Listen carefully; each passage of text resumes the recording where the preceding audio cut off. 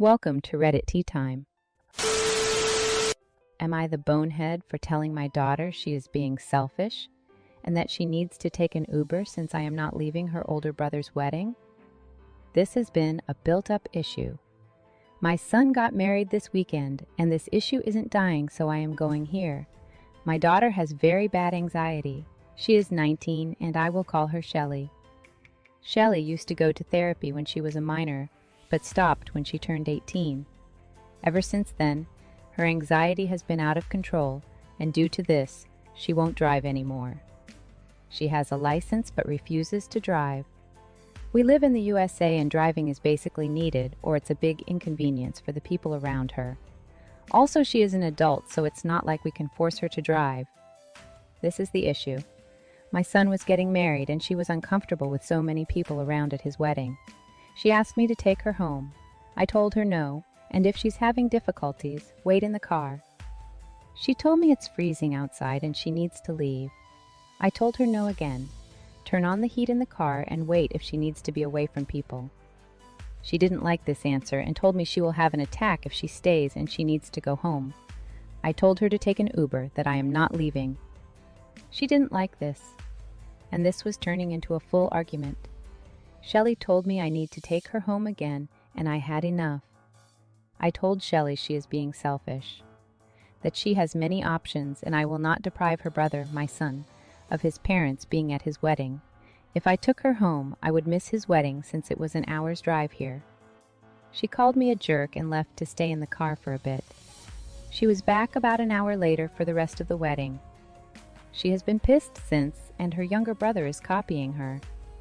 Now for some comments. Not the bonehead. Thank God you said no. Notice how she magically was able to cope when push came to shove. That tells you a lot. She is used to getting her way, and it's high time she starts living in the real world and take responsibility for her own life. She needs to stop using anxiety, a perfectly normal emotion, as an excuse not to push herself to learn tools to cope and take responsibility for her own life and future, including seeking therapy if needed. Her emotional manipulation and threats need to lose the power they've had in the past. Again, not the bonehead. It's called good parenting. She's 19, not 9. Not the bonehead 100%. As you've stated, as she is now an adult, you can't force her to do things. She quit therapy and that's on her. If she has a panic attack, it is not your responsibility. She is now an adult and needs to figure out how to handle this. Expecting her mother to miss her own child's wedding is absolutely selfish. You need to sit her down and lay out expectations. She has decided to quit therapy. She has decided to no longer drive. It is now on her to decide how to handle the difficulties she's going to face as a result of this. If she's still living with you, then a requirement of staying with you needs to be therapy. Panic attacks are awful, but if she's of sound enough mind to try and blame you because she might have one, then I question the validity of them in the first place. Not the bonehead. And next time, don't bring her with. She has options to get her anxiety treated that she's refusing to exercise. Choosing to do this in the middle of someone else's major life event screams main character syndrome. She had options. She just didn't like the ones that didn't make her the center of this. Every time she brings this up, offer her therapy to deal with her untreated anxiety and then refuse to engage her further. Am I the bonehead for sending away the girl who came to clean my house because she ate my cake? I, female 24, am married to my husband, male 28, and we have one daughter together, female 4 named Alea. We both work a lot, and I also work from home often. I needed cleaning, so last week I called an agency, and they sent a girl over to clean the house, and we agreed on $40 an hour. Let's call her Eva. So, Eva, who is around 19 or 20 years old, arrived at my house with her little sister, female 8. I asked her why her little sister was here, and she said she had no one else to leave her with. I wasn't very pleased, but assumed she didn't have a choice and didn't say anything. I showed Eva the playroom of my daughter and said it was to be cleaned as well, and her sister started staring around the room, touching all the toys.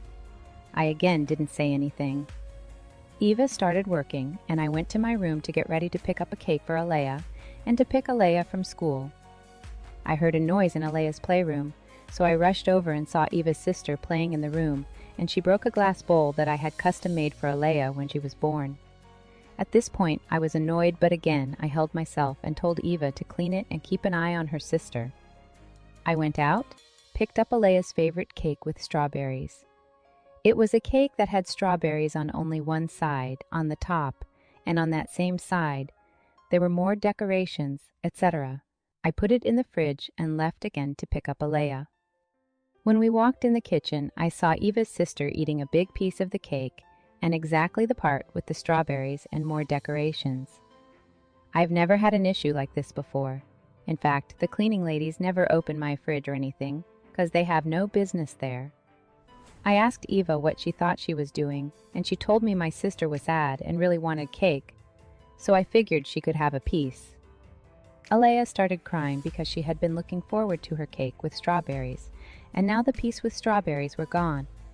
I told Eva that it is not her place to figure whether her sister could eat something from my fridge without asking me. She could have waited for me to get back because I told her I would be back. I told her that even if she did do this, she should have not taken the whole decorated piece, because she could have also figured that this cake was meant for my daughter. Eva said, "You are getting mad for no reason, just take the money from my pay."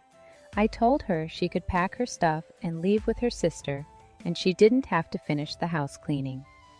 She had been at the house for only 2 hours, but I paid her $120 USD and told her to get out. So I told a friend, and she told me that I overreacted over a piece of cake, and I should have understood the little girl. I again said that it is not just cake, but it is rude to open my fridge and take out a cake that is not unboxed yet and eat it. I am wondering now, am I the bonehead? Edit. Eva was supposed to be there for 3 hours, and I sent her away after 2 but paid her 3 hours. Now for some comments. Not the bonehead for sending her away. You're the bonehead for paying her what you did. When the bowl was broken, you should have called the agency and asked if their insurance covered both the person cleaning as well as her sister. If their insurance covered the broken bowl, then you should have immediately filed a claim for the replacement. If not, then the person cleaning is responsible for the replacement cost. Either way, you should have asked her to leave at that point. If the replacement cost was more than she had earned at that point, then she leaves with no pay. Since you didn't do number 1 and the cake was eaten, you should have deducted the cost of the bowl and the cake from her pay. If it was more than she had earned, then she leaves with no pay, and definitely no tip. Then you call the agency and report her. $45 an hour. Wow. I'm coming to clean your house, Dan. But not the bonehead, of course. The only time you open a fridge is if you need to clean it or when the house owner says you can get a drink from the fridge. Also, you only take a child with you when you ask beforehand or decline a job if you can't leave the child. Not the bonehead. When you booked your cleaning service, you did not agree to having a child running around the home. Honestly, Eva is lucky you paid her at all, in my opinion. While I think it's a stretch to assume the cake was for your daughter, unless explicitly stated, the food should not have been removed and eaten. I've cleaned houses before, and I've always either brought my own food or eaten before or after. And the times I did have to bring my child, I gave advance notice and brought entertainment for him and made it very clear he was to sit quietly and not wander. Eva did none of these things for her younger sister. Am I the bonehead for refusing to lend my designer purse to my sister-in-law for her wedding? I, female 24, have a Chanel purse that was a gift from my parents when I graduated college. It's by far the most expensive thing I own. My brother recently got married, and his new wife Amy asked if she could borrow my Chanel purse for their wedding day photos and reception. Amy doesn't own any designer bags and really wanted one to complete her wedding look. I politely declined to lend her my purse. That purse is extremely valuable to me, and the thought of something happening to it makes me anxious. Amy called me selfish and materialistic for not lending it to her for the wedding. She said I was more concerned about a status symbol than helping family.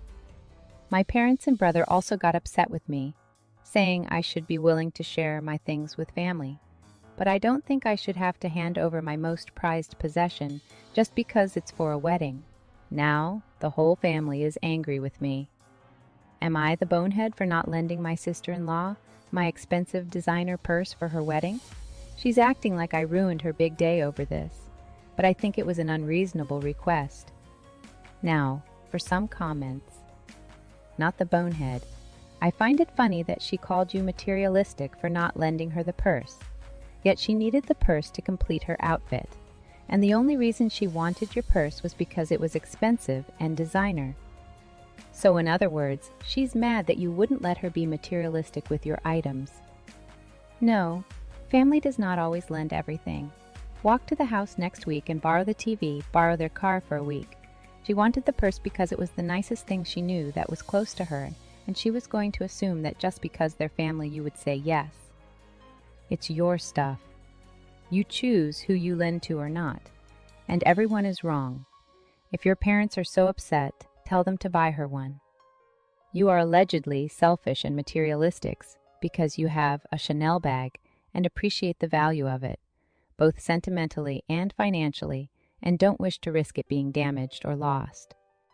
Amy, who does not have any valuable handbags, wants to use yours to complete her wedding look, apparently to appear more posh or wealthy than she is. And she is calling you selfish and materialistic? What was her plan if something untoward were to happen to your Chanel bag? Probably something along the line of, "Oops, sorry, but it's just a purse." Why do so many brides accuse others of ruining their big day when those people decline to bow to the bride's wishes or outlandish demands? A wedding should be about the union of two people in love, not borrowing other people's valuable and cherished belongings or a bridesmaid being told to dye her hair brunette because the bride wants to be the only blonde. The aesthetics brigade is really getting out of hand. Not the bonehead. This is your prized possession and your decision. And as is frequently mentioned on Reddit, no is a complete sentence. You were under no obligation to provide for Amy's lack of elegant accessories. If your brother and your parents honestly believed that was so important for her to have a Chanel bag on her big day, they could have purchased a Chanel bag for her. Instead, they cheaped out and blamed you. Big bonehead move on all their parts. Not the bonehead. The irony of the bride calling you materialistic when she is trying to borrow an expensive designer item for a wedding photo shoot where a purse doesn't even make sense is actually hilarious. What an entitled and dramatic woman. I get your stance 100% OP. It's not that you assume something bad will happen to the purse if you let her borrow it. It's just that the purse is, 1, super expensive, and 2, it's a deeply sentimental item. Let her buy a fake if she wants to play fake affluent for a day. Am I the bonehead for telling my roommate her boyfriend can't visit her? I, female 18, am a freshman in college and got randomly assigned with my roommate. In the first semester, her long-distance boyfriend, who is 4 years older than us, came to visit twice. Once when I was away for the weekend and once during a break when I went home. Both times he stayed a day longer than I was away. The first time this happened, I slept in my own bed, sharing a room with them. The second time, my roommate asked if I could give them alone time, and I slept on my friend's floor. Recently, she asked if I would be traveling this month, and I said no. She informed me that she was hoping for her boyfriend to come visit and stay in our dorm room for 3 nights as hotels are expensive. I told her that I didn't feel comfortable sharing a room with them for 3 days and didn't want to sleep on my friend's floor again. She said that her friend has an air mattress I could borrow, and I told her I didn't want to sleep on a random person's air mattress, nor did I want to impose on my friend and her roommates for 3 days, especially as she wanted him to come during a time when I have exams and need my room to study. I asked her if it would be possible for her to wait till spring break to see him, or to visit him as he has his own apartment, rather than him come here. She said she really wanted him to come here, and I repeated that I didn't want him to come. She then left the room.